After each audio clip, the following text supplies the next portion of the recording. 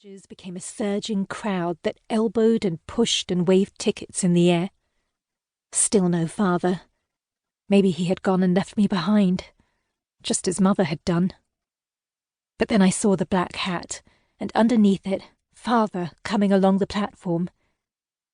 His eyes slid over me, and he walked straight by. I wasn't surprised. I am small and quiet, the kind of girl it is easy to walk past without seeing. I sprang down from my trunk, scraped past the woolen coats of the crowd, and caught at his sleeve. "There you are, Elizabeth." He turned and looked down at me. "The train's about to leave."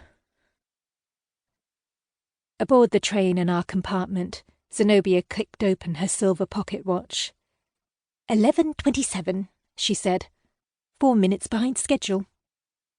I pressed my palm to the window. Outside there was only fog. I had planned to spend the journey looking through the glass as the city unravelled into countryside. I had hoped, "Yes, but it is Tuesday." "Pardon?" "You wanted to have your nose pressed up against the window all the way to Witheringe House, but you didn't account for the fact that it's Tuesday morning." And, she finished, "Tuesday mornings are almost invariably gloomy." I sighed. It was a shame, because I had hoped. "Personally," she said, "I find fog more interesting to look at than fields or forests or rivers. They're all so dull, so utterly predictable. But fog! Anything could be hiding under this fog. It's got so much more potential." I had hoped the sight of fields and forests and rivers might have cheered Father. He sat across from Zenobia and me. A book lay open on his lap, but his eyes weren't following the words across its pages, and his face was blank. I wanted to ask Father about the new house and how he remembered it from when he was a boy, but I didn't want to intrude on his thoughts. Father hated being interrupted, and it had seemed particularly wise to leave him in peace since the evening Mother had failed to return from the opera. After Mother left, Father didn't yell. He didn't cry. He just somehow stopped. He stopped going to work at the museum.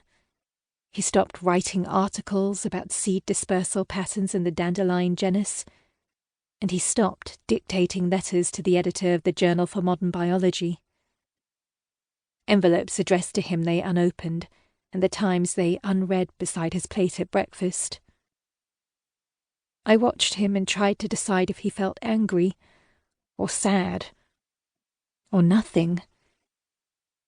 3 days after Mother left, I was at her dressing table. I was letting my fingers run very slowly across the pointed teeth of her hair comb. Zenobia came up behind me. "She's never coming back, you know," she said. I didn't want Zenobia to be right, but I remembered the night Mother left. She was wearing her emerald evening gown. Its sequins were like scales, and she flickered down the stairs like some kind of tropical fish. When she bent to brush her lips against my cheek, she stopped halfway and looked at me confused. I think she had already started to forget who I was. And then, a full 12 days later, there came a pink envelope with a note inside. Mother, as she explained in her flowing hand, had run off with the opera singer who understudied for the role of Tamino. She would follow the magic flute as it toured the opera houses of Europe, to Munich, Vienna, Prague, Bratislava. She had no plans to return.